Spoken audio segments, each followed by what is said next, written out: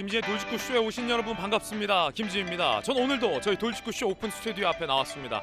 금요일 국민의힘의 이준석 당대표에 대한 충격적인 윤리위 징계 이후 주말은 예상외로 잠잠했습니다. 이준석 대표도 별다른 메시지를 내지 않은 채 조용한 주말을 보냈습니다. 그런데 잠시 후 오전 9시에 국민의힘의 최고위가 소집됩니다. 이 대표는 기존에 징계는 무효다, 내가 대표의 권한이 있다라고 주장한 만큼 이 대표 주장대로라면 오늘 최고위는 당대표인 이준석 대표가 주재해야 합니다.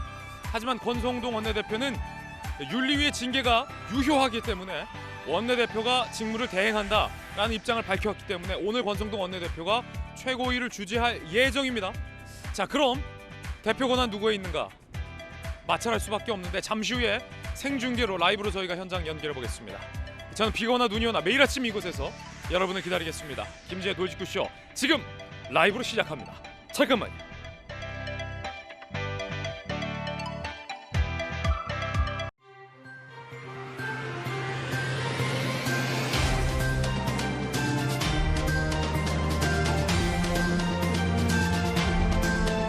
신문 읽어준 남자입니다. 당원권 정지 6개월의 중징계를 받은 이준석 대표. 하지만 이 대표는 윤리위 징계에 불복하겠다라고 선언했습니다. 당대표는 나다, 대표 권한은 나에게 있다라고 여전히 주장을 하고 있습니다. 반면 국민의힘의 지도부는 이준석 대표의 징계는 유효하다라고 선언을 한 상황입니다. 잠시 후 최고위가 열릴 텐데 당대표가 주재하는 건데 이 대표가 모습을 드러낼지 아니면 별 변수 없이 권성동 원내대표가 대행 체제로 진행될지 잠시 후 현장 라이브로 연결해 드리겠습니다. 자, 오늘 조간신문 4가지 키워드 준비가 되어 있습니다. 하나씩 살펴보죠. 먼저 첫 번째 키워드부터 공개합니다. 바로 이겁니다. 압승. 자, 동아일보 2면에서 쓰고 있는 기사인데 일본에서 큰 테러가 발생했죠. 그 이후의 일입니다. 일본의 개헌파들, 보수 정당, 집권 여당, 연립정당이 개헌 의석 확보가 확실시된다. 참의원 선거에서 압승을 거둘 걸로 사실상 결과가 나왔습니다. 이렇게 되면 개헌이 가능해진다라는 겁니다. 공교롭게도 아베 전 총리가 살아생전에 외쳤던 개헌이 아베 총리 테러 사망 이후에 힘이 실려지게 됐습니다. 아베 전 총리에 대한 테러 이후에 이 보수 여당의 표가 대거 쏟아진 탓입니다. 자, 그 가운데 윤석열 대통령에 대한 테러를 암시하는 글도 올라와서 한때 발칵 뒤집어졌다고 하는데 잠시 후에 그 소식도 전해드리겠습니다. 이어서 두 번째 키워드 살펴보시죠. 두 번째 키워드는 바로 이겁니다. 동상이몽. 한국일보 4면인데 어떤 꿈이길래? 바로 보시죠. 포스트 이준석 징계 이후의 국면에 대해서 윤핵관 내부에서도 동상이몽이다. 한국일보가 제목 흥미롭게 썼군요. 2차 내분 조짐도 보인다. 권성동 원내대표가 당대표 직무 대행으로 일단 정리를 했지만 중진중 일각에서는 조기 전당대회를 실시해야 된다라는 주장도 나오고 있습니다. 그 가운데 일각에서는 6개월 징계 이후에 이준석 대표가 복귀해야 된다라는 목소리도 있습니다. 동상이몽 맞는 것 같아요. 잠시 후에 이야기 상세하게 나눠보겠습니다. 그 가운데 오늘 의원총회도 있고 최고위도 있고 선수별 모임도 있습니다. 어떻게 정리될지 지켜봐야 할 것 같습니다. 이어서 세 번째 키워드를 살펴보시죠. 네 번째. 한겨레신문 8면이 쓰고 있는 기사입니다. 또 사달란 지인 인사, 성희롱 발언 논란으로 송옥열 공정거래위원장 후보자가 스스로 물러났습니다. 윤석열 정부에서 장관급 네 번째 낙마인데 왜 이럴까? 일단 송 후보자는 지명 6일 만에 성희롱 논란에 교직에만 매진하겠다라고 자진 사퇴 의사를 밝혔습니다. 인사청문회도 못 가봤어요. 제자 외모 품평 등 성희롱 발언이 파장이 됐습니다. 대통령실에서는 본인 뜻 존중한다, 새 의혹은 없다라고 일단 선을 그었습니다. 사달이라는 표현을 한국일보가 썼는데 장관급 인사 4명이 낙마했다는 것은 좋은 신호는 아닙니다. 윤 대통령의 지지율이 계속해서 하락하고 있는 가운데 이 같은 연이은 인사 참패가 지지율 하락의 주요 원인이다라는 분석도 나오고 있습니다. 이어서 다음 키워드 살펴보시죠. 네 번째 키워드 이겁니다. 재확산. 우려스럽습니다. 코로나 다 잡았다라고 생각했는데 심상치 않아요. 함께 보시죠. 60세 미만 선별진료사니 동네 병원에서 검사받아야 한다라는 뉴스도 나왔습니다. 다시 급증하는 확진자, 우리 끝까지 경계를 놓지 말아야 할 것 같습니다. 자, 지금까지 신문 읽어주는 남자였습니다.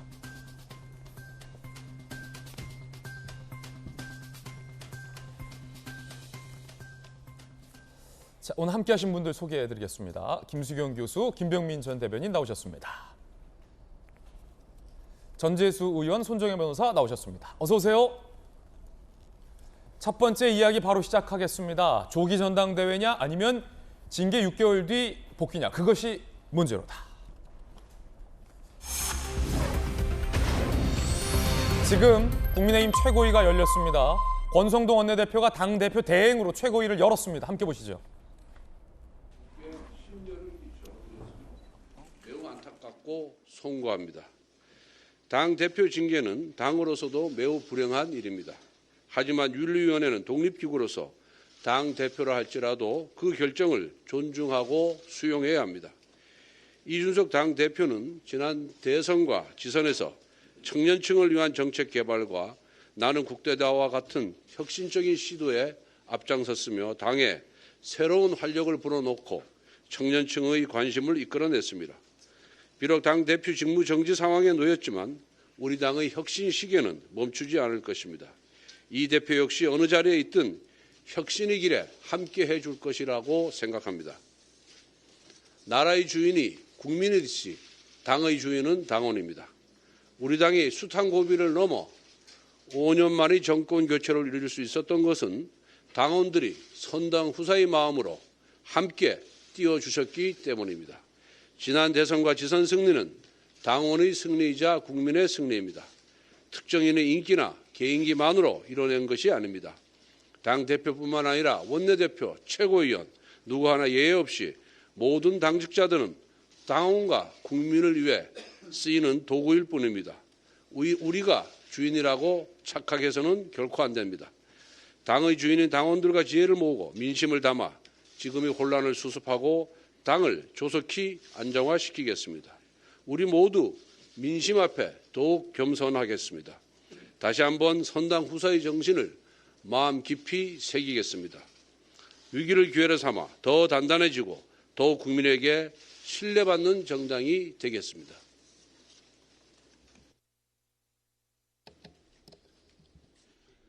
정부가 소득세제를 전반적으로 개편하겠다고 밝혔습니다. 네, 지금 권성동 원내대표의 모두 발언이고 이어서 지금 조수진 최고위원의 모두 발언이 이어지고 있는 상황인데요. 권성동 원내대표가 앞서 예고했던 대로 소위 판을 정리했다. 언론에 이런 표현이 나왔는데 이준석 당대표가 윤리위 징계를 인정할 수 없다. 나는 당대표다. 그리고 당대표의 권한으로서 윤리위 징계를 보류시킬 수 있다라고 선언을 했고, 자, 그 직후에 권성동 원내대표가 기자들과의 백브리핑에서 그건 아니다. 그건 아니다. 윤리의 징계는 이미 시작이 됐고 유효하다. 그래서 내가 당대표 권한을 직무대행한다. 라고 선언을 했습니다. 이렇게 되면 대표 권한은 나에게 있다라는 이준석 대표와 아니다. 대표 대행은 나다. 라는 권성동 원내대표 간의 의견이 정면으로 충돌하는 상황인지라 오늘 지금 열리는 월요일, 그러니까 징계 이후에 첫 국민의힘 최고위는 당대표가 진행을 하는 최고위입니다. 이 최고위 자리에서 과연 이준석 대표가 어떻게 나올 것인가, 이 대표가 급기야 출석하는 건 아니냐라는 일각의 전망도 있었었는데 지금 보니까 이준석 대표는 최고위의 모습을 드러내지 않은 상황입니다. 그 상황에서 권성동 원내대표가 자 지금 당대표 직무대행을 하고 배현진 최고위원의 발언 한번 들어보겠습니다. 이야기를 먼저 해보려고 합니다. 흔히 IMF 사태라고 부르는 90년대 후반의 그 아시아 금융위기, 또 2000년대 후반에 서브프라임 모기지 사태에 따른 리먼 브라더스 사태, 이러한 그 일련의 경제 위기들을 우리가 함께 국민들과 겪으면서 한 나라의 정부가 경제 정책에 실패할 경우에 국민들이 얼마나 그 큰 피해를 입으시고 힘겨운 시간들을 견뎌나가야 하는지 우리는 누차 누적된 경험으로 알 수가 있습니다. 현재 전 세계적인 배현진 최고위원은 공개석상에서 이준석 당대표와 몇 차례 갈등을 겪은 바 있습니다.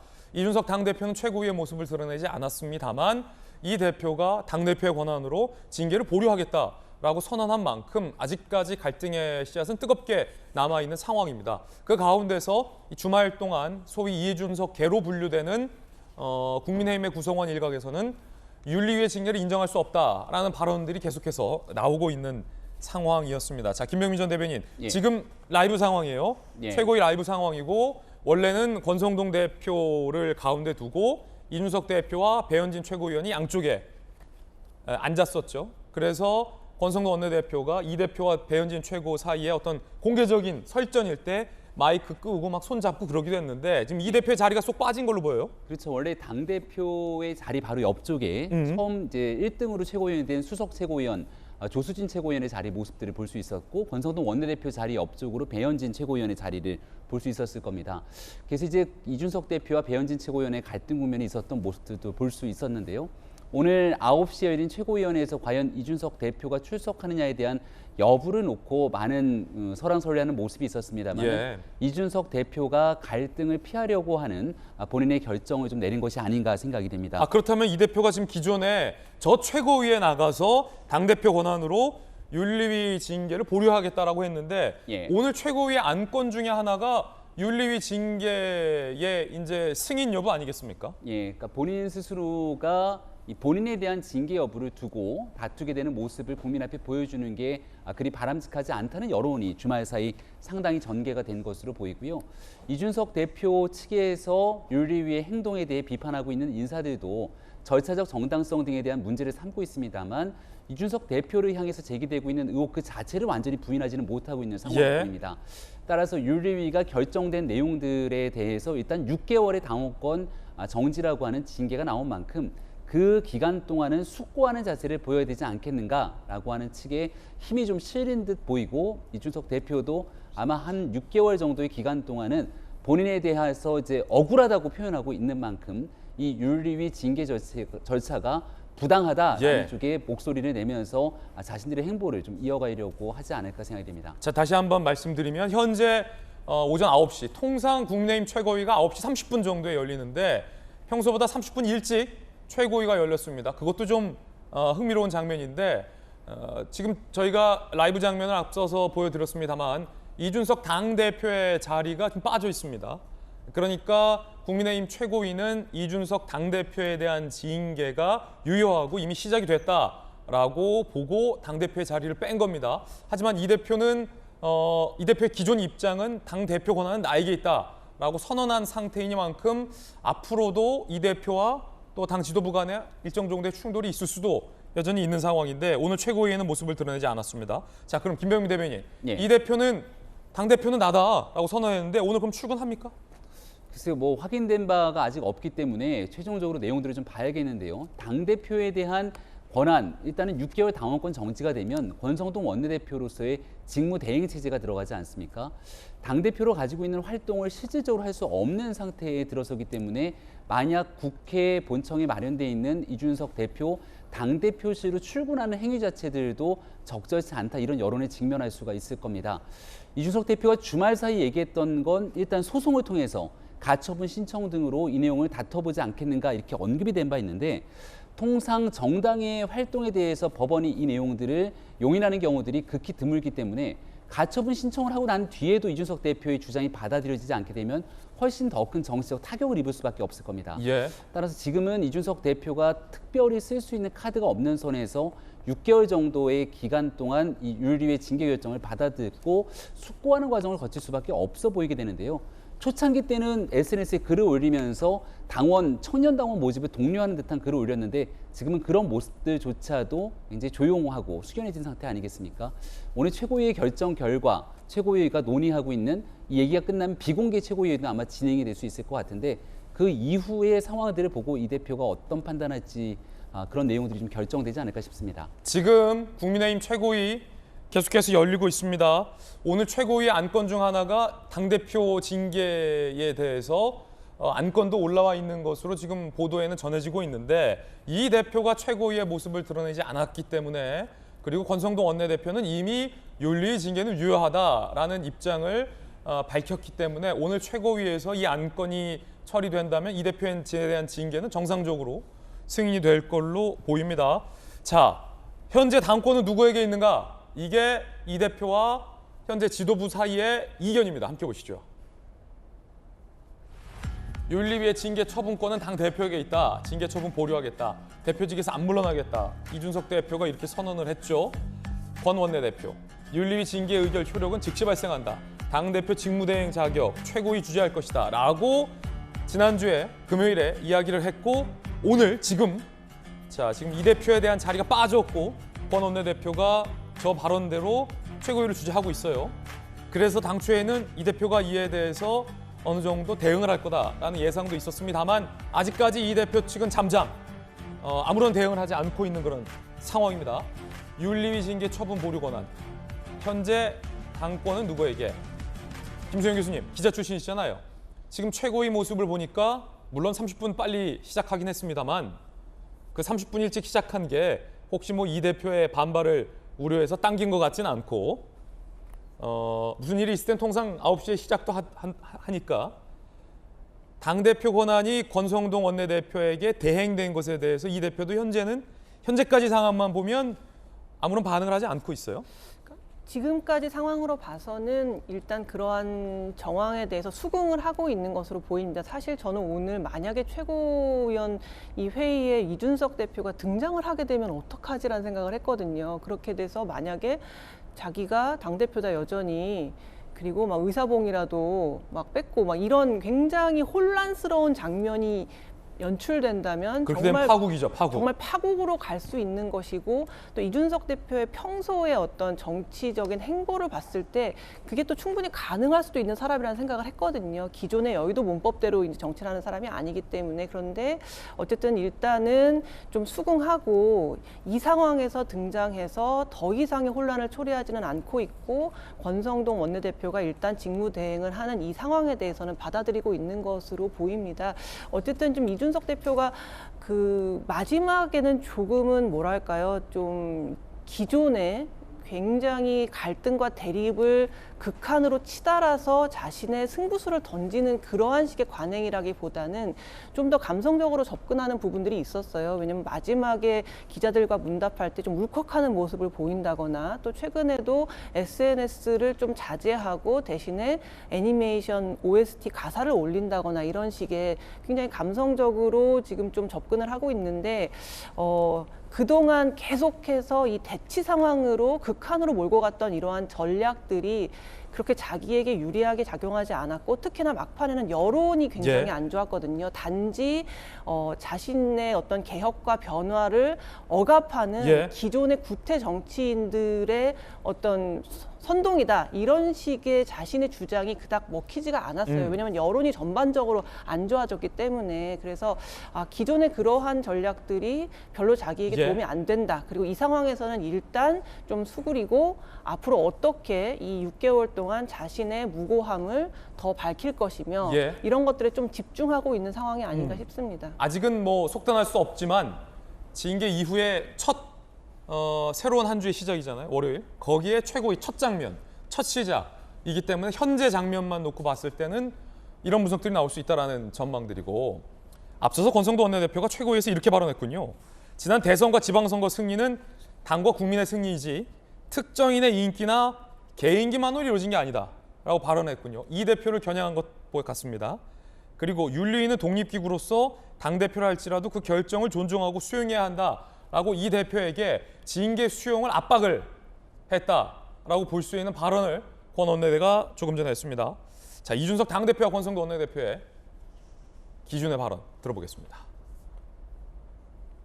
저는 이런 징계는 제가 다소 좀 이해하기 어려운 측면이 있습니다. 저는 오히려 윤리위가 그걸 어떻게 감당하려고 하는지 약간 의아합니다. 그러니까 형사적으로도 뭐 전혀 문제가 없는 사안에 대해 가지고 당대표에게 중징계를 한 사안이라고 한다 그러면은 그 부분은 만만치 않은 것이고, 윤리위원회의 징계 결과에 그 징계 처분권이라고 하는 것이 당대표에게 있습니다. 납득할 만한 그런 어떤 상황이 아닌 경우에는 전 징계 처분을 보류할 그런 생각입니다. 징계 처분은 보류. 당대표에서 물러나실 생각은 없으시죠? 저는 그런 생각 없습니다. 권한 대행 체제라고 보면 되는 건지 다들 좀 해석이 분분해요. 6개월 업무가 정지되는 거기 때문에 사고를 해석해서 직무 대행 체제로 보는 것이 맞다는 것이 다수의 의견입니다. 월요일 최고위는 이준석 대표가 없는 상태에서 열리게 되는 거네요.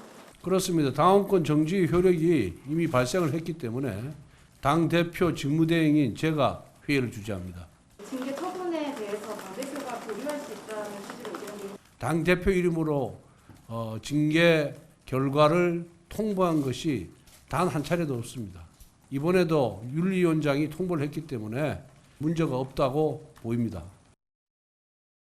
자, 이 장면만 놓고 본다면 반발하는 이 대표 그리고 권성동 원내대표가 생각보다 굉장히 빠른 속도로 판을 정리하고 굉장히 압박을 해온 상황입니다. 그리고 최고위를 권 원내대표가 대행으로 연 겁니다. 지금 이 대표는 아직까지 반응하지 않고 있는 그런 상황입니다. 이 대표가 징계 당일 SNS에 이런 노랫말을 띄웠다고 하는데 오늘 많이 보도되고 있습니다. 어떤 노랫말일까요? 지난 8일 밤 미국의 애니메이션 포카혼타스 주제곡 바람의 빛깔 SNS에 공유 후 연락 끊고 잠행 중이다. 근데 그 가사가 나무를 베면 얼마나 크게 될지 알 수 없어요 라는 가사라는데, 전재수 의원님 정치권 선배로서 보실 때 나무를 베면 얼마나 큰지 알 수 없어요. 이게 무슨 뜻일까요, 노랫말이? 그러니까 자신에 대한 지금 현재 윤리위원회 징계가 부당하다는 의미로서 아마 저렇게 올린 것 같습니다. 그 사실은 지금 이제 집권 여당을 우리 국민들께서 가만 보고 있으면 굉장히 보기 드문 일들이 벌어지고 있는 겁니다. 대통령 선거라는 큰 선거에서 이제 민주당이 졌는데, 민주당의 경우에는 이제 네 탓이니 내 탓이니 또 책임 공방도 벌어지고 좀 혼란스러운 것은 우리가 이제 그동안 많이 봐왔던 장면인데, 근데 대통령 선거라는 큰 선거에서 이긴 정당이 이렇게 지금 하고 있는 이런 모습은 굉장히 우리가 볼 수가 없는 그런 장면이죠. 저는 집권 여당이 지금 해야 될 일들이 굉장히 많이 있습니다. 빨리 좀 마무리를 하고 정말로 이게 지혜를 모아가지고 우리가 지금 현재 직면하고 있는 위기, 이 위기가 보통의 위기가 아니기 때문에 집권 여당의 어떤 위기를 극복하기 위한 이러한 일에 좀 지혜를 모으고 에너지와 역량을 모으는 것이 우리 국민들에 대한 도리가 아닌가 그렇게 생각을 합니다. 이 대표가 그러니까 나는 큰 빨리 좀 제목인데 나를 이렇게 빨리 뵈면 내가 얼마나 큰지 알 수 없지 않냐라는 어떤 그런 의미입니다. 윤리위원회 징계 부당성을 이야기하는 것 같습니다. 빨리 좀 마무리가 돼서 집권 여당의 국가 경영 능력을 좀 보여주십사 하는 그런 기대를 가지고 있습니다. 나무를 베면 얼마나 큰지 알 수 없다. 그러니까 윤리 징계에 대한 부당성이다. 자라나는 나무, 큰 제목감을 이렇게 베버리면 얼마나 큰지 알 수 없다라는 의미일 것이다라는 분석이 상당히 좀 흥미롭습니다. 계속해서 이제 최고위에서의 발언들을 뉴스 속보로 저희가 자막으로 보내드리고 있는데, 이 대표는 아직까지 모습을 드러내지 않고 현재는 당에 출근하지 않은 상태입니다. 다만 이 대표의 마지막 반응은 방금 말했던 포카혼타스의 어떤 노랫말, 나무를 베면 얼마나 큰지 알 수 없다라는 SNS상의 글이 현재로서는 마지막 이 대표의 공식적인 대응이다라고 말씀드릴 수 있겠습니다. 이 대표에 대한 징계를 두고 중진들은 이 대표가 징계를 받아들여야 한다라는 의견이 다수입니다. 중진들은 강하게 이 대표를 압박하고 있는 모양새입니다. 다만 이 대표와 아주 가까운 사이인 걸로 알려진 유승민 전 의원만 이 대표를 두둔했습니다. 김기현 전 원내대표죠. 책임지는 자세를 보이는 게 지도자의 도리다. 이 대표를 압박했습니다. 강하게. 홍준표 시장. 이 대표를 마지막 순간까지 두둔했던 홍준표 시장조차 이렇게 얘기해요. 과거 바른미래당 때죠. 손학규 당대표를 밀어내려 얼마나 이 대표가 모진 말을 쏟아냈냐. 업보라 생각해라. 너의 업보다. 돌아온 거다. 업보다. 굉장히 강도 높은 비판이죠. 업보다. 나경원 전 원내대표. 윤리 결정을 존중하는 것이 본인의 미래를 지키는 것이다. 당의 중진들이 강하게 윤리위 징계를 거부하고 있는 이 대표를 압박했습니다. 업보다. 반면 유승민 전 의원. 진실을 모르는 상태에서 의혹만으로 중징계 내렸다. 윤리위 윤핵관들 조폭 같다. 강한 비판을 했어요. 당신들 조폭이냐? 만약 의혹이 사실이 아니라면 윤리위 결정이 얼마나 우스운 거냐? 엄한 책임을 져야 할 것이다. 라고 이 대표를 두둔했습니다. 그러나 중진 중에서 유효하게 이 대표를 두둔한 건 유승민 전 의원 정도뿐입니다. 대부분의 분위기는 이 대표에 대한 강한 압박 분위기가 사실인데 강하게 압박해오는 중진들 사이에서 이견은 있습니다. 앞서 한국일보인가요? 동상이몽이라고 표현했는데 이런 해석이 다릅니다. 즉 현재 상황이 사고냐 아니면 보궐 상황인 거냐, 아니 공석인 상황이냐. 이 말은 요 해석 판단에 따라서 조기 전당대회로 갈 것이냐 아니면 6개월 후에 이 대표가 복귀할 것이냐 라는 해석의 차이가 발생합니다. 조금 어려울 수도 있는데 손정혜 변호사님이 쉽게 풀어줄 겁니다. 함께 보시죠. 손정혜 변호사님, 이게 좀 어려운데 이게 권위냐 사고냐, 일단 이거 어려운 한자, 우리 정치권에서도 법조계에서도 이 어려운 말은 좀 쉽게 풀어줘야 된다고 해요. 권의, 사고, 이게 무슨 뜻이고 이게 다릅니까 상황이? 사실 거리 또는 기타 사유는 같이 묶여있기 때문에 한마디로 당대표가 당대표의 직을 수행할 수 없을 만큼의 뭐 천재지변이 있다거나 사고가 있다거나 일신상의 사유가 있을 경우에는 그것을 누가 이제 권한대행을 할 것인지를 이제 규정해 놓은 것이다 이렇게 네. 말씀드릴 수 있는데 지금 상황은 사실 사고가 아니죠. 일시적으로 당대표의 당원으로서의 자격이 정지된 상황이기 때문에 일시적 거리 상태라고 보는 것이 합당해 보입니다. 다만 이 해석이 왜 분분하냐면 그럼 6개월 끝나고 왔을 때 당대표의 권한을 그대로 유지해 줄지 임시적이지나마 6개월간 거리 상태라고 한다면 실질적으로 당대표로서는 활동을 하기 어렵다라고 법률 해석이 가능하다고 한다면 다시 전당대회를 할 수 있거든요. 예. 그러니까 전당대회를 할 수 있을지 말지에 대한 법률적인 해석이 지금 분분하다 이렇게 말씀드릴 수 있고요. 양쪽의 의견이 사실 일리가 있습니다. 일리가 있어서 이준석 당대표 측 입장에서는 6개월 끝나면 돌아오겠다. 그때는 그 권한대행 체제로 6개월 있다가 내가 당대표 권한을 행사하는 것을 막을 법률적인 장애물이 없다라는 주장이고 근데 현실적으로 우리 정당사에서 당대표가 6개월씩 자리를 부재시킨 적이 없었죠. 그럼요. 그런 경우에는 새로운 지도부를 선출하기 위한 여러 가지 이제 제도적인 그 출발을 하기 때문에 우리 역시 지금 전당대회 준비하겠다라는 것이 가능합니다. 네. 사실 그래서 큰 정치인, 정치력을 가진 리더십 있는 사람이 이 상황을 조정 중재해야 되는데 현재로선 그게 보이지 않는다라는 점이 애석하고요. 그리고 이준석 당대표도 좀 억울한 측면이 있을 것이고 특히 법률 해석과 관련해서 본인에게 유리하게 해석되거나 징계 절차에서 추후에 형사 수사권이 무혐의가 나오면 사실은 다시 뒤집어질 가능성 배제하기 어렵거든요. 근데 이것은 법률의 영역이고 징계의 문제이고 어찌됐든 이준석 당대표는 정치인이잖아요.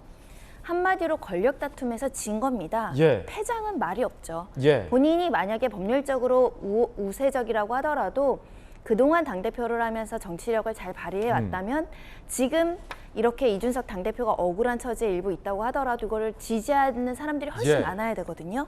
그만큼 본인이 정치력에서 어떤 평가를 받았다라고 생각하고 떠날 때 멋지게 떠나면 나중에 기회가 있을 수 있습니다. 국민님이 어려웠을 때 아 그래 또 젊은 당대표가 그때 잘했는데 아이디어도 좋고 선거도 이겼는데 라는 향수를 불러일으키면 또다시 멋지게 등장할 수 있는 상황이기 때문에 너무 법률적으로 다투거나 또 정치의 문제를 사법화해서 또 법원의 어떤 판단을 기다리는 모양새보다는 뭔가 결단력 있는 리더십을 보여줘야 되지 않을까 합니다.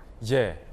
권성도 원내대표도 앞서서 이제 6개월 징계 이후에 당대표가 복귀하면 된다라는 식의 이야기를 했는데 근데 사실 좀 생각해 보면 통상의 정치문법상 어색한 얘기예요.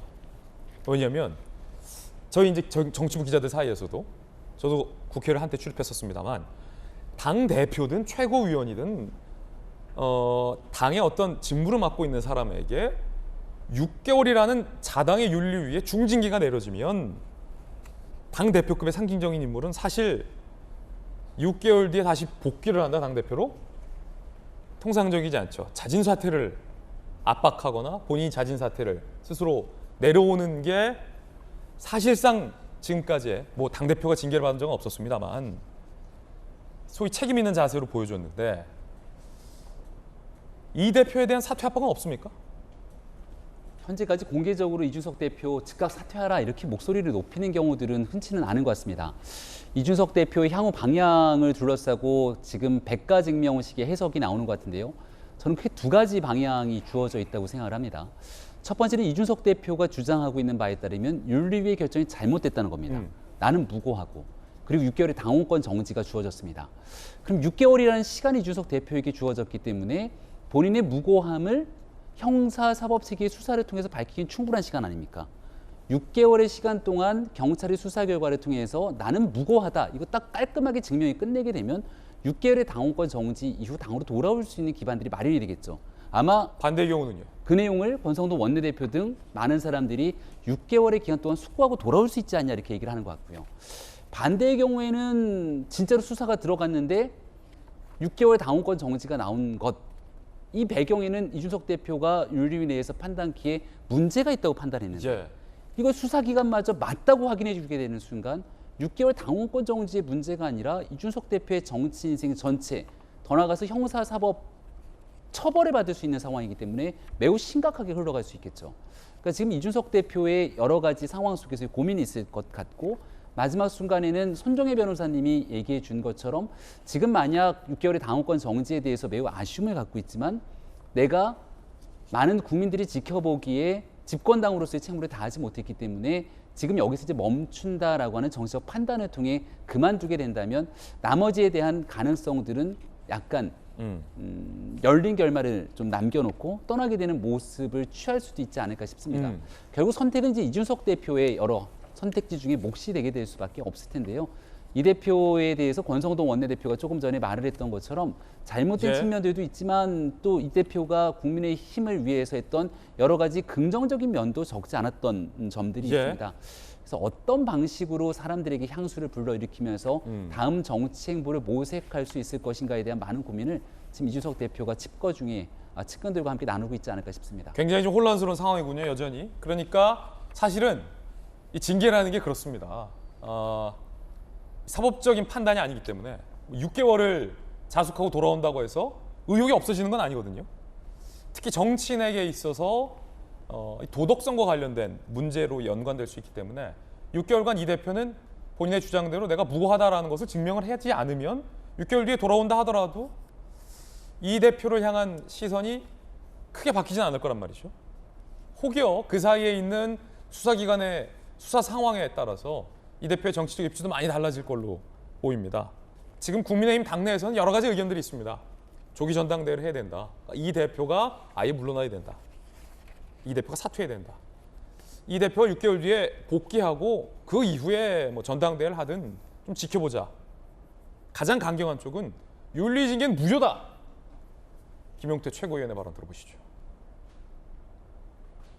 윤핵관들이 윤리위를 통해서 징계를 할 거다. 당대표를 거리시킬 거다라는 그런 소문이 돌았습니다. 당대표가 징계를 받자마자 3일 만에 사퇴하라고 요구하면서 조기전대나 비대위를 말하는 것은 저는 너무 군사작전 하듯이 나오잖아요. 저는 너무 잔인하다라고 생각되고 마치 징계를 예상했듯이 이렇게 나온다는 거는 안타깝고요. 결국에는 정치는 권력 투쟁이고요. 당권을 장악을 해야지만 다음번 총선에서 역할을 할 수 있을 거라고 생각되니까요. 국민의힘에서는 여전히 이 대표에 대한 징계는 잘못된 것이다. 김용태 최고나 뭐 정미경 최고나 유승민 전 의원 같이 이 대표와 함께 의견을 내는 소수의 의견들도 있습니다. 갑론을박이 진행 중입니다. 김소영 교수님, 기자 출신이잖아요. 오늘 동아일보 사설 한 편을 준비했는데 사설 한번 보실까요? 자, 뭐라고 쓰고 있습니까? 소개해 주시죠. 그러니까 지금 이렇게 시국이 엄중한 상황인데 국민의힘 내에서는 이렇게 이준석을 징계하느냐 마느냐, 그리고 그것 이후에 뭐 윤핵관이 당권을 두고 경쟁하느냐 마느냐 이런 얘기를 나누는 것 자체가 굉장히 누가 되는 일이다. 그렇기 때문에 이준석 대표는 이 징계에 대해서 어쨌든 승복을 하고 승복하라. 더 이상 너무 이렇게 부정하고 여전히 당대표는 나다 이런 식의 반응하지 말고 승복하고 또 윤핵관도 마치 이때를 기다렸다는 듯이 이준석 사퇴를 압박한다거나 이런 거 하지 말고 좀 자중해라 이런 이제 이야기를 나누고 있어요. 또 어젠가요? 그 장제원 의원 같은 경우에는 이준석 대표의 징계가 있자마자 본인의 어떤 지지 조직 아주 큰 모임을 했거든요. 가뜩이나 지금 이 징계 사안이 윤핵관의 어떤 음모냐 이런 식의 이야기들이 나오고 있는 이 상황에서 그렇게 큰 조직 모임을 한다는 것 자체가 굉장히 부적절하거든요. 예. 그렇기 때문에 이런 식으로 하게 되면 정말 이준석 대표가 그토록 간장 뭐 이런 발언을 하면서 정말 힘들어했던 것도 일견 이해가 돼요. 윤핵관들에 대해서 그렇게 공격을 했던 것들도. 그렇기 때문에 이런 지저분한 모습 보이지 말고 이준석 대표도 깔끔하게 승복하고 예. 윤핵관들도 좀 자중하고 지금 국민의힘 내부의 분열을 좀 봉합하고 국민들 보시기에 나쁘끄럽지 않게 행동하라는 그러한 말을 동아일보 사설은 오늘 전하고 있습니다. 지금 이제 장제원 의원이 이준석 대표 징계 다음 날 이제 본인의 가장 큰 최대 지지 기반인 산악회와 1,100여 명의 어떤 산악회원들과의 시간을 가진 건데 코로나 때문에 못 모이다가 이제 모처럼 모였는데 하필 그날이 이 대표 징계 다음 날인데 또 장본인이 이 대표가 계속 윤핵관이라고 이제 지목했던 장제원 의원의 이 새 모임이다라는 건데 같이 부산에 계시잖아요. 이거 뭐 어떻게 봐야 됩니까? 일단은 버스 23대에 1,100명이 이제 산악회를 갔다는 거 아닙니까? 이게 아마 이준석 당대표가 이렇게 징계를 받을 것을 예상을 하고 날을 그렇게 잡은 건 아닐 겁니다. 왜냐하면은 버스 23대에 1,100명이면 적어도 한 달 전에는 준비를 해야 되거든요. 그렇군요. 예, 그렇기 때문에 마치 이제 이준석 대표 보고 보란 듯이 한 것은 아닌 것으로 판단은 됩니다. 다만 이제 저렇게 가고 난 뒤에 자신의 SNS에 올린 거잖아요. 예. 그러니까 그 한 달 전에 잡혔기 때문에 당연히 그 행사는 어쩔 수 없이 하는데, 근데 그것을 갔다 온 것을 SNS에 올리지 않을 수도 있는 것을 굳이 올린 것은 뭐냐면 결국은 이제 이준석 당대표에 의해서 윤핵관이라는 이름이 지어졌고, 그리고 그것의 핵심이었던 장제원 의원이 공식적으로 이준석 당대표와의 권력투쟁에서 승리했다라는 것을 힘으로써 이제 SNS를 통해서 과시하는 것이 아닌가 이렇게 보여집니다. 근데 권력투쟁이라는 것은 그 끝이 없는 것이거든요.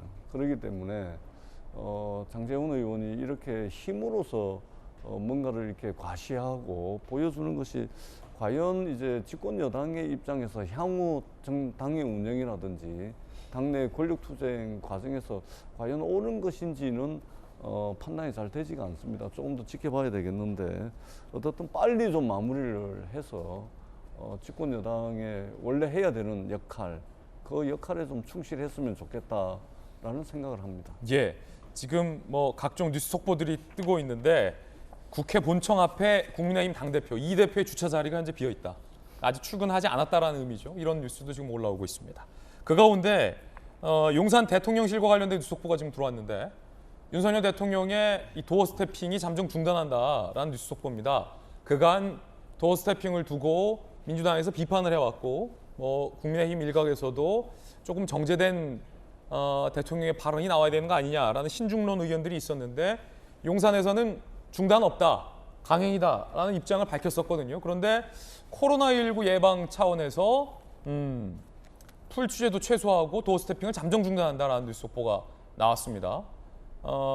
대변인 브리핑도 서면 브리핑으로 대체하겠다라는 건데 이게 코로나가 다시 유행한다라는 우려는 있습니다만 조금 표면적인 이유보다 한 걸음 좀 더 들어가서 살펴볼 필요도 있을 것 같은데 김병임 대변인님, 네. 뭐 대선 기간 내내 윤 대통령의 대변인, 수행 대변인 역할을 해와서 잘 아실 텐데 이게 사실은 울고 싶은데 뺨 때려준 겁니까? 그러니까 도어 스태핑을 좀 중단하고 싶었는데 갑자기 또 중단하면 명분도 없고 하니까 좀 그랬는데 코로나가 재유행하니까 그럼 좀 중단하자, 좀 정제돼서 메시지가 나가자 이런 차원입니까? 여러 어려움이 있을 거라고 아마 많은 국민들께서 다 예상하고 있겠습니다만은 거기에 대한 사유나 설명에 있어서는 국민들의 공감대를 좀 자아낼 수 있는 설명이 필요할 겁니다.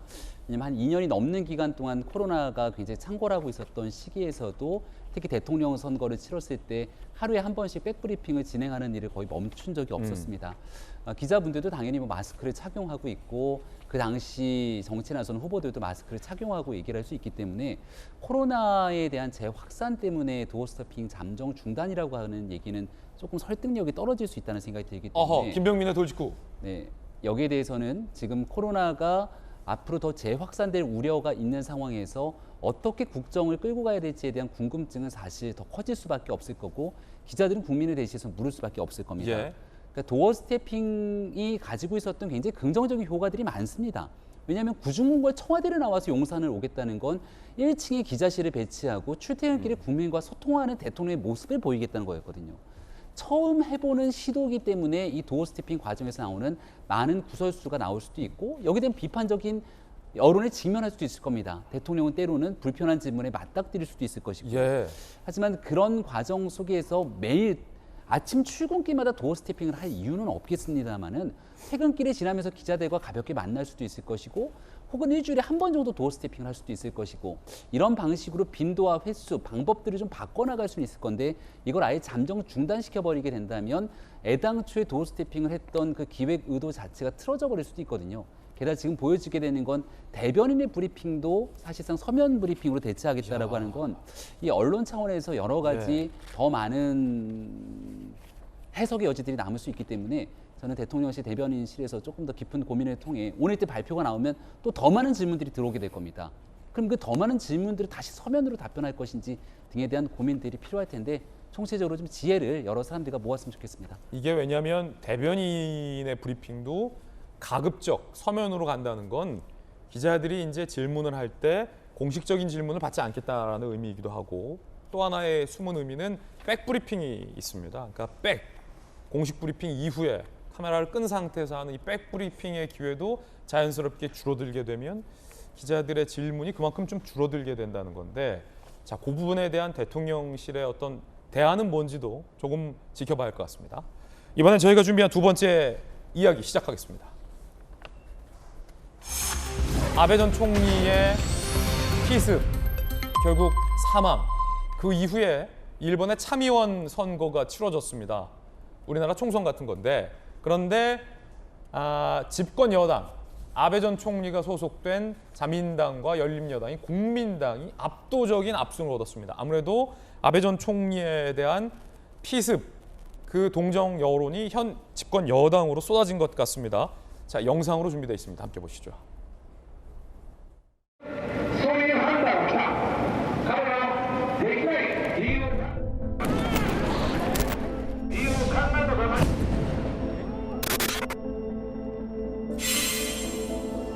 来られた際に、頸部に、2箇所の銃創がありまして、心臓および大血管の損傷による心肺停止と考えられました。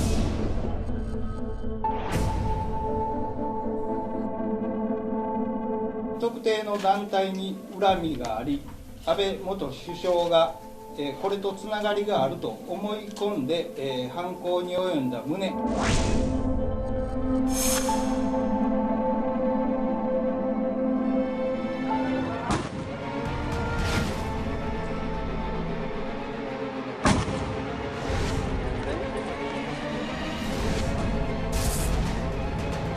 安倍元内閣総理大臣の警護・警備体制に問題があったかに関しましても、今後、確認を進めて、確認された問題については、適切に対策を講じてまいる所存でございます。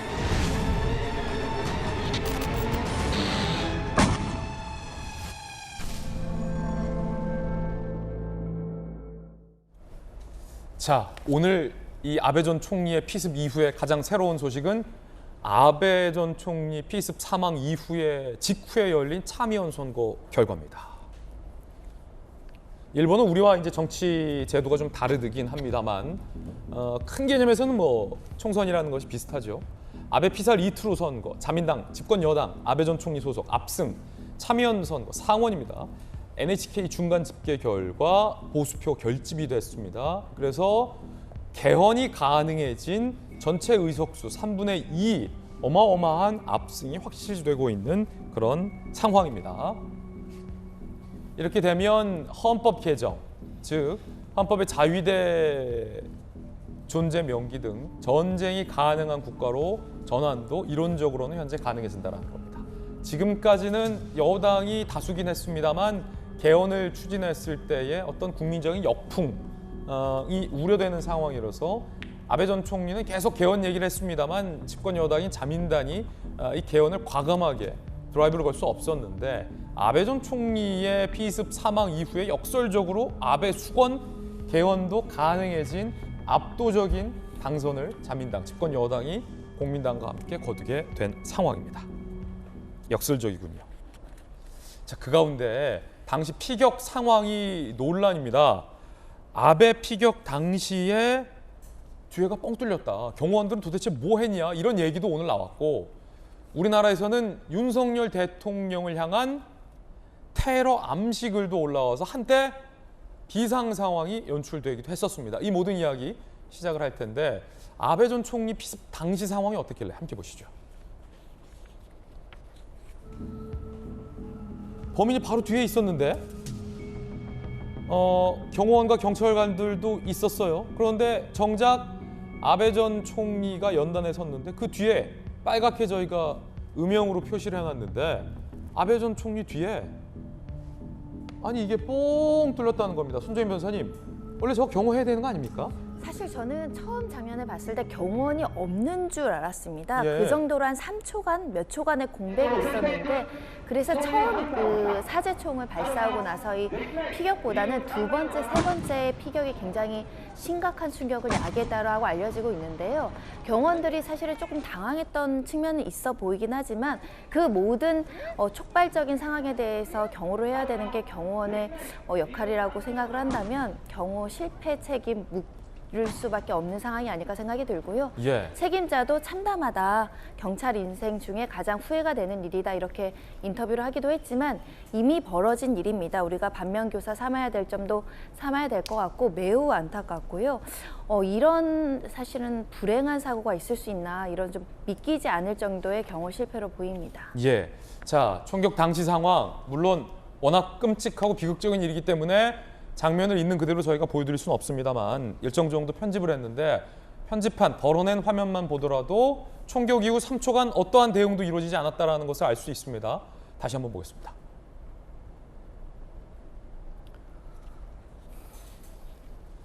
자, 총격 이후에 오히려 경호원들과 관계자들이 멀뚱멀뚱히 뒤를 보고 있는 모습을 볼 수 있습니다.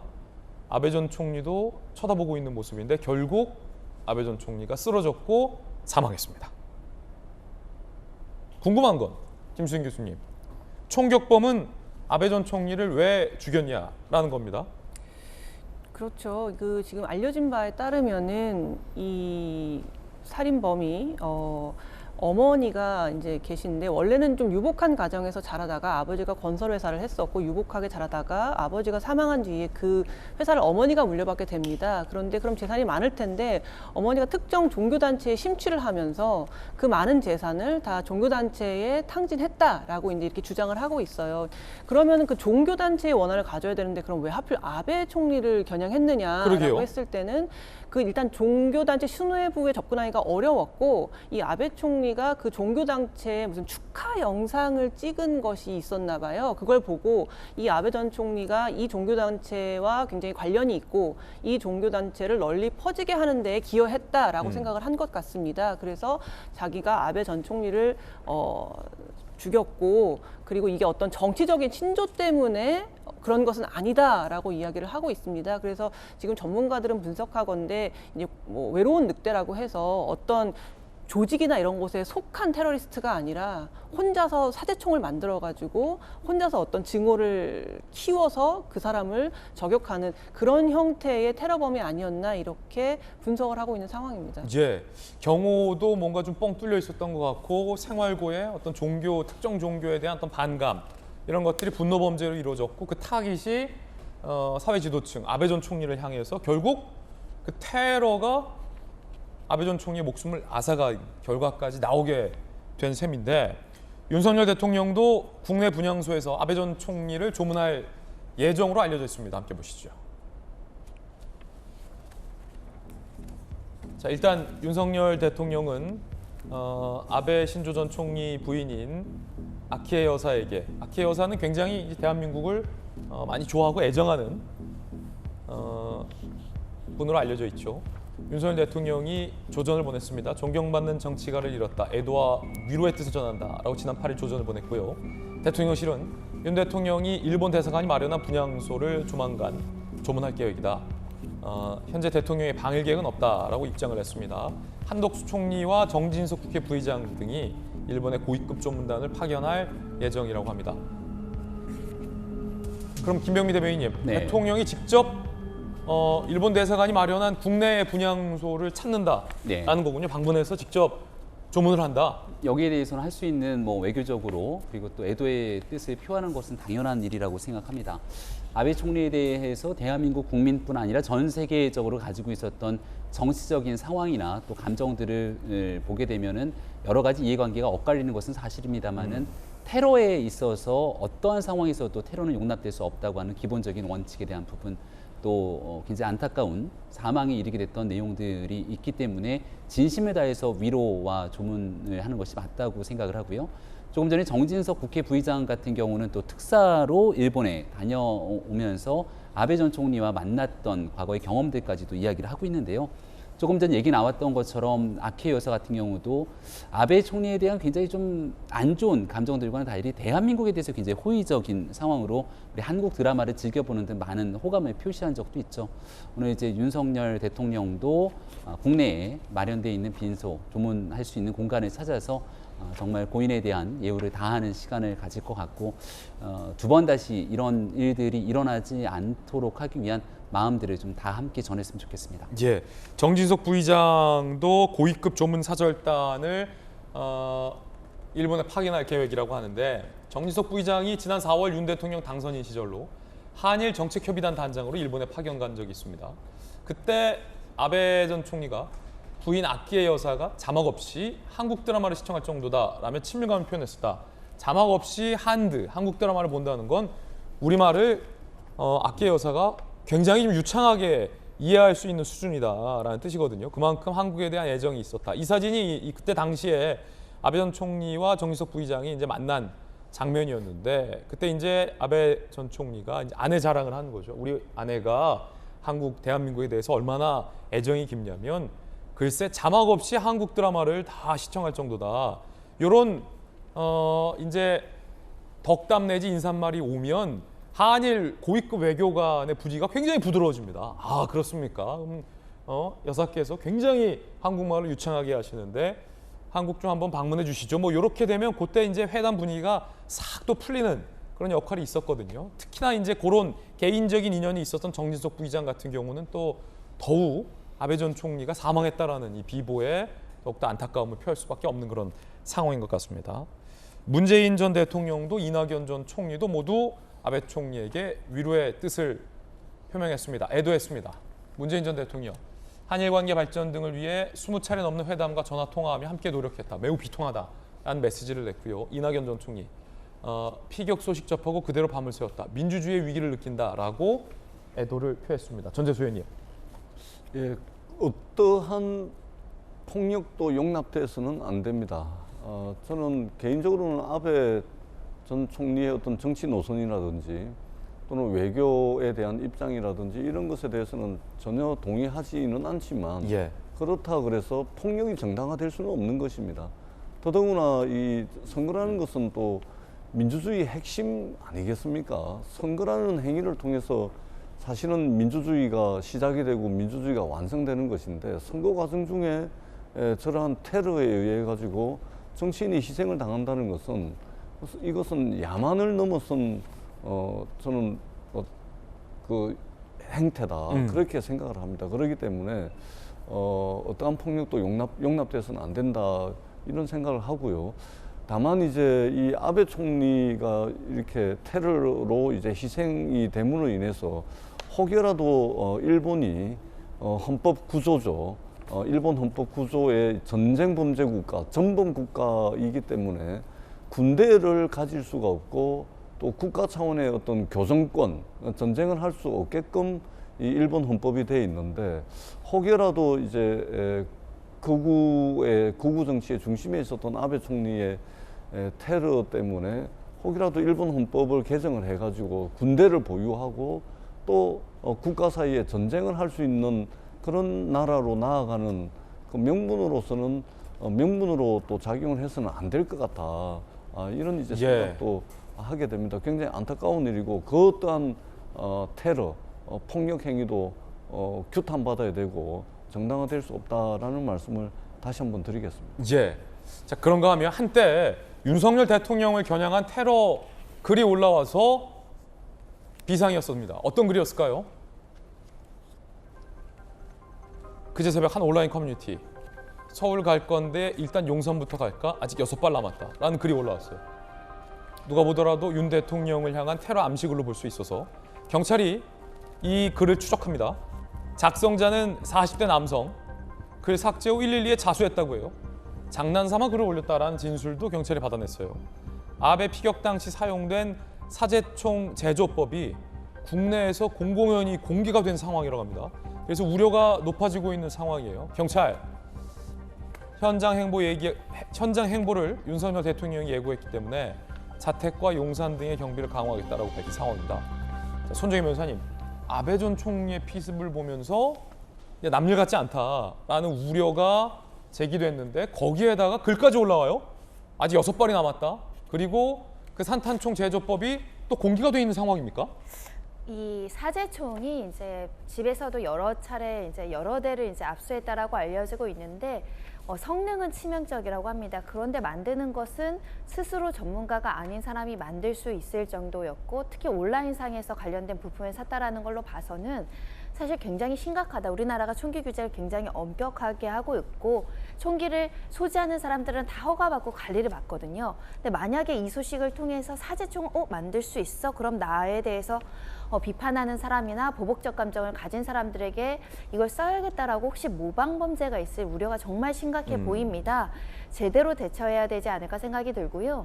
이 행위는 정치인에 대한 정치 테러라고 해석이 되는데 이 테러 행위만큼은 사실은 정치의 영역에서는 정치는 의견이 다 다를 수 있잖아요. 한 정당 내부에서도 의견이 다르고 다른 정당에서도 서로 의견이 다를 수 있는데 의견이 다르다고 그것을 폭력이나 이렇게 살인 행위로 하는 것은 정말 있어서는 안 될 일이라는 걸 말씀드릴 수 있고 이 40대 남성은 장난삼아 글을 올렸다고 하지만 이 공권력이 얼마나 낭비됐습니다. 이 사람 잡으려고 신속하게 잡아서 천만다행이다 싶습니다. 엄중하게 처벌해야 되지 않을까 생각이 들고요.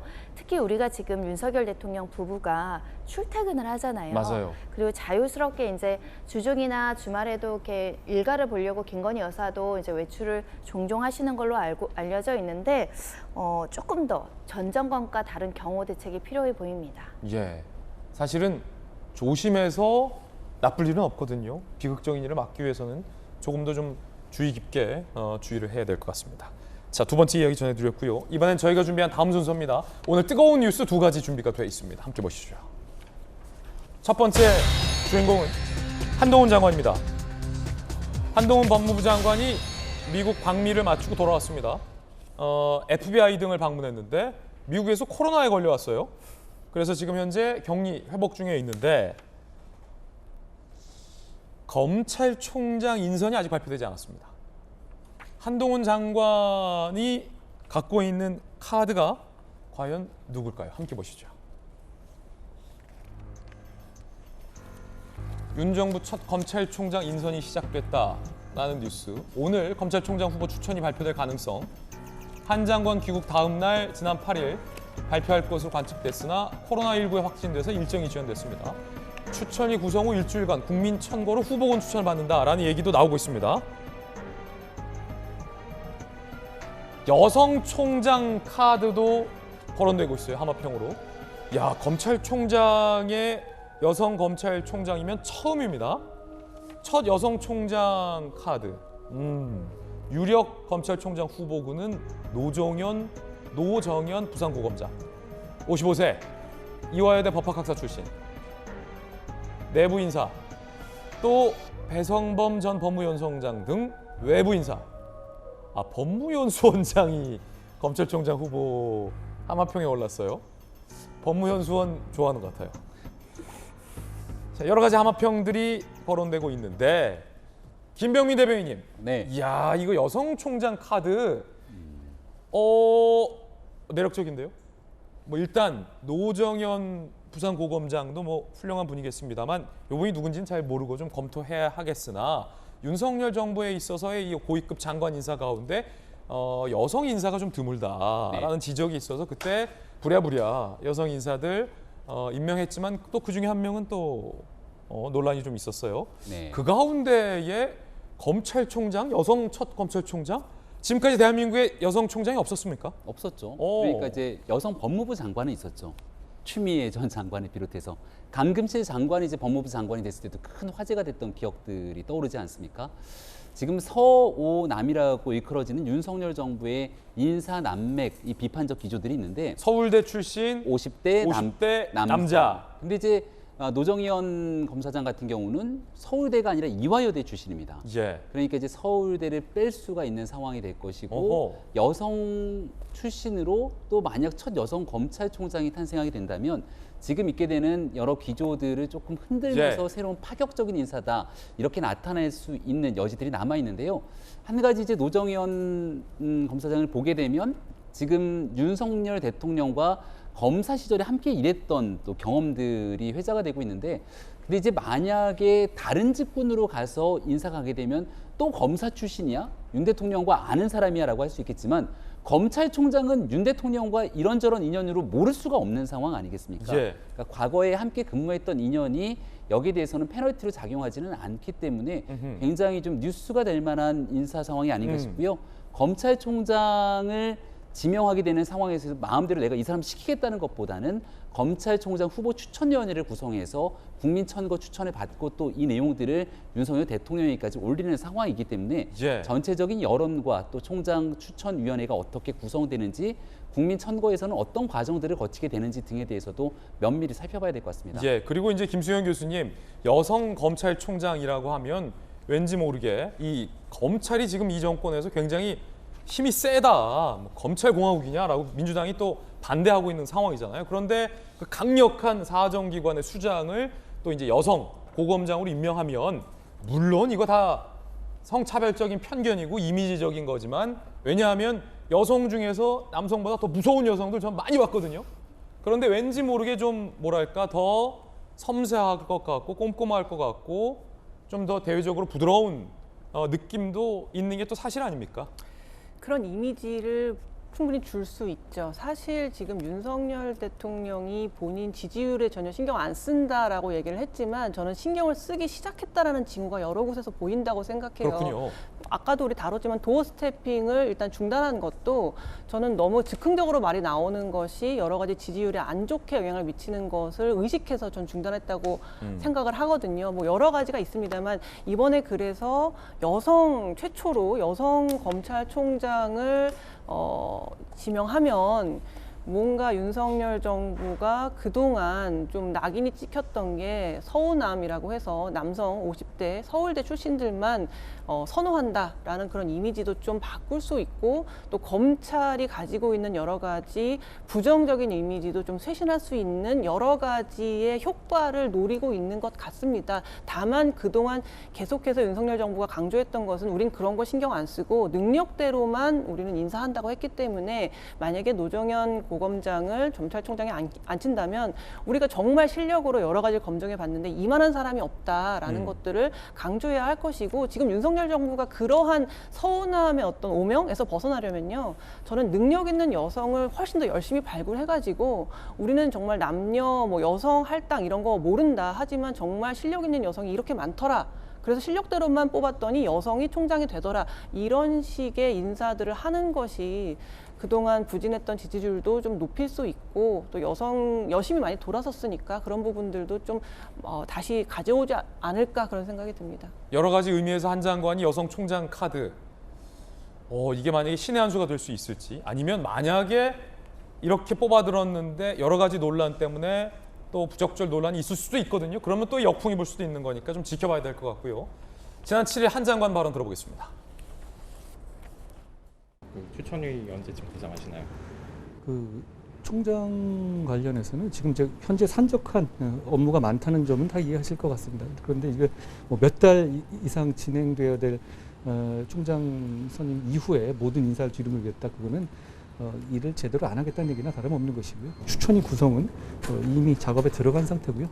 스케줄에 다 진행되고 있다는 말씀을 드리겠습니다. 검찰총장 후보 추천이 구성 발표가 임박했다고 알고 있는데요. 법무부 차원에서 좀 후보군 윤곽 같은 것이 마련된 것이 있을까요? 절차에 따라서 신속하게 진행될 것이라는 말씀 정도 드리겠습니다. 뭐 미리 후보군을 정해놓고 그러지는 않습니다. 한 장관 발언 들었습니다. 자, 전재수 의원님, 민주당에서는 장관 중에서 한 장관을 제일 싫어하잖아요. 한 장관이 검토 중인 여성 검찰총장 카드에 대해서는 어떻게 보십니까? 아니 뭐 너무 싫어하거나 뭐 그런 건 없습니다. 그렇죠. 그런 건 없고요. 근데 제가 보기에는 너무 좀 속이 빤히 들여다 보이는 그런 인사 같아요. 왜 그러냐면 지금 국민 선거를 통해 가지고 검찰총장 후보군을 추천을 받겠다고 하는데, 그동안 법무부 장관, 한동훈 법무부 장관이 검찰총장이 없는 상태에서 검찰 인사를 4번을 했습니다. 4번. 그러니까 이전에 윤석열 검찰총장 계실 때 법무부가 검찰 인사를 하는데 검찰총장하고 협의를 안 했다 그래가지고 얼마나 난리가 나고 사단이 났습니까? 그런데 검찰총장을 임명도 하지 않고서 무려 4번에 걸쳐서 인사를 하면서 지금 검찰 조직이 윤석열 대통령과 인연이 있는 사람, 또 한동훈 법무부 장관과 인연이 있는 사람으로 요직을 다 채운 거 아닙니까? 그러고 나니까 이렇게 인사가 진행이 되니까 결국은 검찰 조직이 지금 어떻습니까? 한 100명 가까이가 지금 줄 사표를 쓰고 나간 상태거든요. 그런 상태에서 이제 검찰총장을 여성으로 앉히겠다, 또 국민 추천을 받아서 하겠다, 이러니까 이게 너무 속이 좀 빤히 보이는 거 아니냐. 이 뒷북이다, 소위. 예, 그렇게밖에 볼 수가 없는 것이고, 그리고 검찰총장 패싱을 하고서 검찰총장이 없는 상태에서 무려 인사를 700명에 걸쳐가지고 무려 4번을 하고 난 뒤에 언론에서 평가가 뭐냐면 누가 검찰총장을 오더라도 그 검찰총장은 허수아비 총장이 될 수밖에 없을 것이다.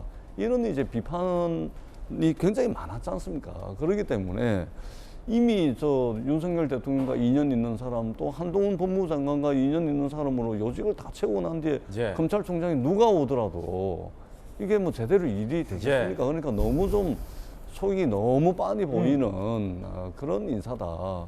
그냥 막 하시는 게 좋지 않겠나. 그런 생각이 듭니다. 전재수 의원님 의견 들어봤습니다.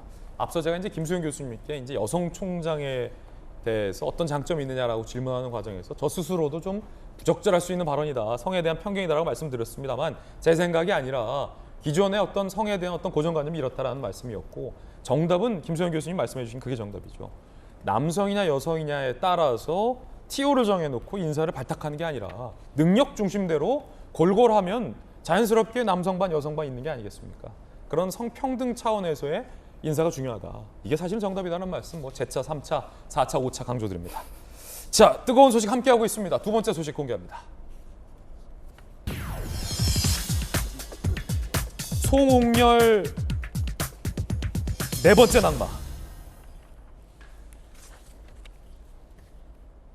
여기서의 관건은 공정거래위원장 후보자가 낙마했다라는 소식보다 윤 대통령에 있어서의 장곽근 임사가 4번째 연이은 낙마가 되풀이되는 이유는 무엇일까라는 곳에 방점이 찍혀 있습니다. 일단 함께 보시죠. 손정혜 변호사님, 송옥열 공정거래위원장 후보자가 낙마를 했습니다. 자진 사퇴한 건데 이유가 뭡니까? 일단 큰 공직을 맡아서 국민 기대에 부응할 수 있을지 확신이 서지 않는다. 교육직에 이제 매진하다. 교수니까 로스쿨 교수 생활을 계속 하겠다라고 입장을 밝힌 건데, 사실 본인의 결단이라기보다는 이제 윤석열 대통령 측에서 여러 가지 비판 의견을 수용을 해서 자진 사퇴하는 식으로 이제 정리했다, 이렇게 봐야 될 것 같습니다.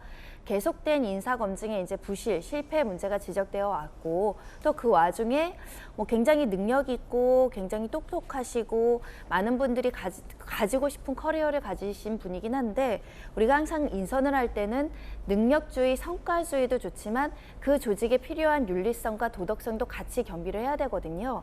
명백한 성희롱이 이제 드러났고 이걸 또 부인하기 어려운 상황이라고 한다면 여론의 비판을 감수하면서까지 이분을 꼭 공정거래위원회에 있어야 되느냐라는 내부적인 자성의 목소리가 있었던 것 같고요. 그 서울대 로스쿨 교수 재직 때 학생들과 저녁 자리에서 이런 얘기한 게 맞습니까? 반론하지 않고 있죠. 반박하지 않고 있습니다. 그리고 본인이 사과했던 문제이기 때문에 이런 사실이 없었다라고 부인하기 어렵고요. 성희롱 논란이 아니라 성희롱이 있었던 과거의 실책은 팩트이다 이런 점을 말씀드릴 수 있고 그래서 그나마 다행인 것이 지지부진 끌지 않고 그나마 조금 결단이 빨랐다. 결정이 빨랐다라는 점은 과거랑은 좀 다르지 않을까 생각이 들고요. 이 균형 감각 있는 것, 능력 있는 사람이 도덕성도 국민들이 봤을 때 괜찮다, 눈높이에 많다. 이런 인선을 해야 될 것 같습니다. 성희롱 발언을 했다라는 의혹 보도가 있었고 지난 5일 송홍열 후보자가 의혹에 대해서 대부분 팩트다라고 인정한 대목이 있습니다. 들어보시죠. 팩트는 맞습니다. 그때 제가 너무 술을 많이 급하게 취해서 만취 상태였다는 것이 가장 저는 후회가 많이 됩니다. 처음에 그 분위기를 조금 띄운다고 막 술을 돌리고 하다가 제가 깬 다음에 그 다음날 쥐구멍이라도 솔직히 들어가고 싶은 심정이었습니다. 그때도 후회가 많았고 너무 미안하고 그래서 그 마음을 담아서 학생들에게 사과를 했고 다행히 학생들이 저를 그나마 이해를 해줘서 넘어간 것 같습니다. 처음부터 이 문제 때문에 어려울 것 같다는 말씀도 많이 드렸습니다. 흔히 말하는 뭐 낙마 네, 그런 부분들까지도 저는 생각을 하고 있고요.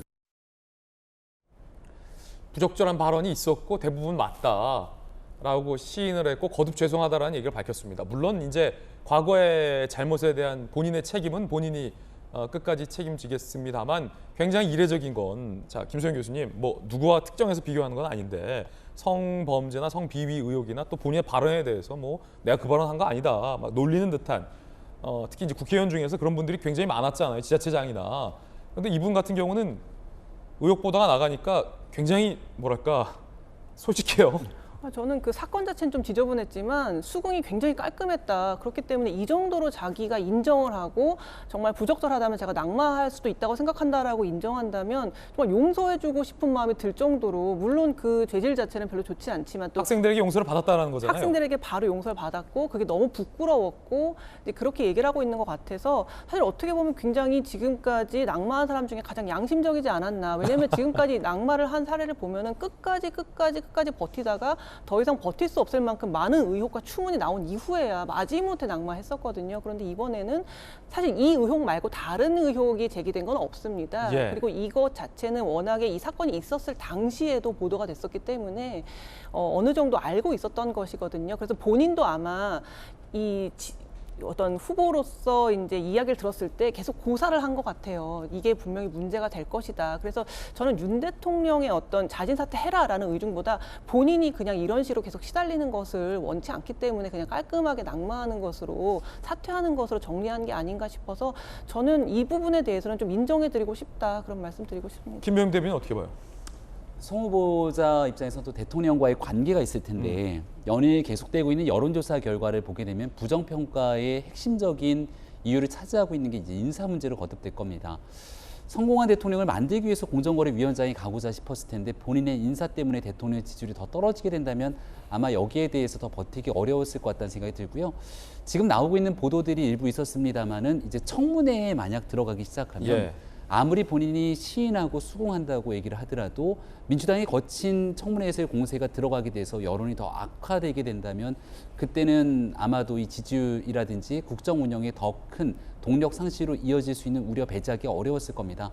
아마 능력적인 측면에서는 고시 3관왕을 비롯해서 본인이 그동안 해왔던 여러 가지 업적들에 비춰서 누구보다 잘할 수 있을 거다 생각되고 인사가 진행됐을지 모르겠습니다만 국민들이 보는 성의지 감수성이 높게 올라와 있는 현재 시국에서 적절치 않다 판단하고 이르게 자진 사퇴한 만큼 그 다음 후보자 빠르게 물색해서 정말 국민들 앞에 신뢰를 줄 수 있는 인물이 빠르게 나타났으면 좋겠다는 생각입니다.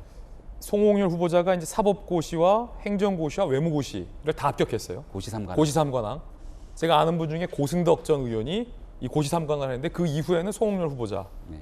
공부 쪽으로는 천재로 알려져 있는데 결국 그 발언 때문에 본인이 스스로 사퇴를 했습니다. 윤석열 대통령이 송홍열 이제 전 후보자가 됐죠. 에 대해서 지난번에 이렇게 발언한 바 있었죠. 들어보시죠.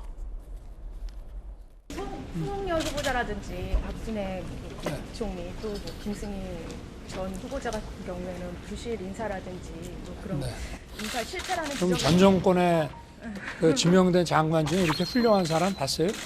또 다른 질문. 인사는 대통령이 책임을 진다 이 말입니다. 지금 이 반복되는 문제들이 사전에 충분히 검증 가능한 것들이 많았거든요. 이게 다른 정권 때하고 한번 비교를 해보세요. 사람들의 가질이나 이런 거를. 자, 이번엔 저희가 준비한 다음 이야기 시작하겠습니다. 주제 공개합니다.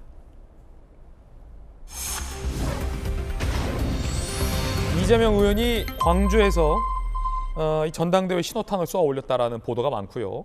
박지원 전 비대위원장이 진심이 뭐냐라고 연일 이재명 의원을 겨냥해서 비판을 하고 있습니다. 흥미로운 구도입니다.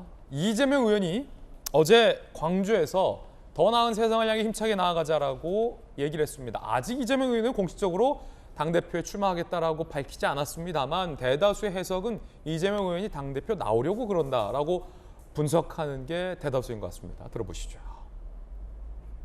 광주 전남 지역의 여러분들이 너무 대선에 애를 썼는데 결과를 보고 집단 우울증에 빠졌다. 모든 책임은 저한테 있다. 앞으로 또 더 나은 세상을 향해 또 함께 가야 하지 않겠습니까? 우리는 좀 더 품격 있게 그리고 목소리 크다고 이기는 거 아닙니다. 그죠? 결국은 우리 국민들께서 더 많이 지지하는 쪽이 이기는 거예요. 그리고 이재명 의원은 SNS에서 밭가리를 독려했다고 하는데 이게 심상치 않아 보이는 대목입니다. 그제 새벽 지지자들과 SNS 소통을 했습니다. 밭가리는 당원 가입을 좀 해달라 이거죠. 소위 개딸들이 개혁의 딸들 그리고 양아들 양심의 아들 맞죠? 자, 당원 가입을 호소했습니다. 우리들이 많이 속상한 것 아시고 SNS 켜신 건가 봐요 라고 하자 이재명 의원이 더 나은 세상 함께 가는 제 동료들을 진심으로 사랑하니까요. 민주당원 가입할 때 추천인에 이재명 쓰고 입당했어요 라고 하니까 이재명 의원의 애교 섞인 반응. 조금만 더 해도 돼요. 조금만 더 해도 돼요. 라는 이재명 의원의 애교 섞인 반응도 화제가 되고 있습니다. 자, 의원님 저도 며칠 전에 밭 갈았는데 잘했죠? 네, 참 잘했어요 라고 혀짧은 이제 이 젊은 지지자들에게 부응하기 위해서 이렇게 혀짧은 댓글을 이재명 의원이 댓글을 남기기도 했습니다. SNS 한번 보실까요? 자, 이재명 의원이 뭐 SNS 활발하게 요즘 하고 있고 특히 이제 본인의 지지자들, 개딸들을 민주당의 당원으로 입당을 하는 것에 굉장한 또 소통을 하고 있습니다. 이렇게 저희 가족 전부 민주당원 방원 가입할 때 추천인에 이재명 의원 이름을 썼어요 라고 의원님 저도 며칠 전에 입당했어요 라고 이렇게 인증을 하는 SNS 소통을 또 새벽에 했습니다. 그러자 이재명 의원이 조금만 더 해도 돼요 라고 조금만 더 해주세요를 이렇게 귀엽게 하면 조금만 더 해도 돼요 라고 할 수가 있습니다. 네, 참 잘했어요는 참 잘했어요의 애교 버전이라고 풀이될 수 있습니다. 그러자 조금만 더 해도 돼요에 박지원 전 비대위원장이 뭐라고 반응했을까요? 당황스럽다. 해도 돼요 당황. 직격. 강성 팬덤 아니라 민심에 지지받는 정치했으면 박지원. 저를 억압하면 안 된다고 메시지 낸 지 몇 시간도 안 지나 저런 SNS가. 조금만 더 해도 돼요. 어떻게 해석해야 할지 참 당황스럽다. 저는 유튜버 범죄 사건 이후부터 이사 갈 집 알아보고 있다. 손재민 변호사님 이게 무슨 뜻입니까? 이재명 의원을 저격한 거죠? 약간 좀 이런 측면이 있는 것 같아요. 이재명 의원이 이제 대선 후보 기간 때 뭐 형수 욕설 문제라든지 좀 가격한 욕설 부분에 대한 공격이 좀 있지 않았습니까? 그 이미지를 계속 바꾸고자 좀 귀엽게 애교스럽게 친근하게 나가시는 것 같은데 근데 저는 좀 그래요. 왜냐면 초등학생 아들들을 키우는 입장에서 맞춤법 저렇게 애들이 막 쓰고 막 그런 것도 싫어하는데 예. 약간 이렇게 긍정적인 효과도 있지만 또 부정적인 효과도 있을 수 있어서 아니 귀엽지 않습니까? 이러면 이재명 근데 의원이? 정치인이 귀여워도 귀여운 것보다 우리 국민들이 정치인한테 바라보는 이미지나 예. 존경하고 싶은 뭐 그런 이미지도 또 같이 가야 되는데 이 맞춤법을 무시하면서까지 인터넷에서 귀엽게 하실 필요까지는 없으신 것 같고요.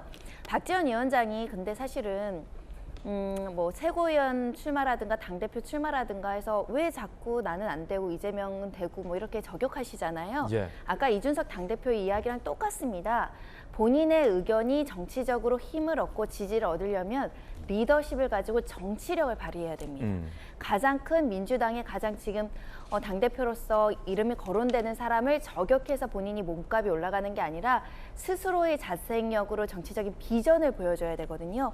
그런데 계속 인터넷상으로만 설전을 해서 언론의 주목도만 받으려고 했을 때는 이게 어떤 측면에서는 좀 한계가 있을 수 있다 이런 점을 말씀드릴 수 있고, 그러니까 소위 개딸들이라는 일부 분들이 이제 인터넷상으로 박지원 위원장이 과거에 뭐 어린아이랑 뽀뽀했던 예. 게 성추행이다 뭐 이러면서 굉장히 공격을 하고 지나치게 폭력적인 수위로 조금 댓글들을 쓰는 모양입니다. 강경층이 박지원 전 비대위원장에 대한 이제 강도 높은 비난과 비판과 공격을 하니까 박지원 전 비대위원장이 좀 나를 지켜달라 했는데 이재명 의원이 이제 이렇게 하니까 당황스럽다는 뜻이군요. 심지어 이사까지 갈 생각까지 한다면 신변의 위협을 실질적으로 느낀다는 거 아니겠습니까?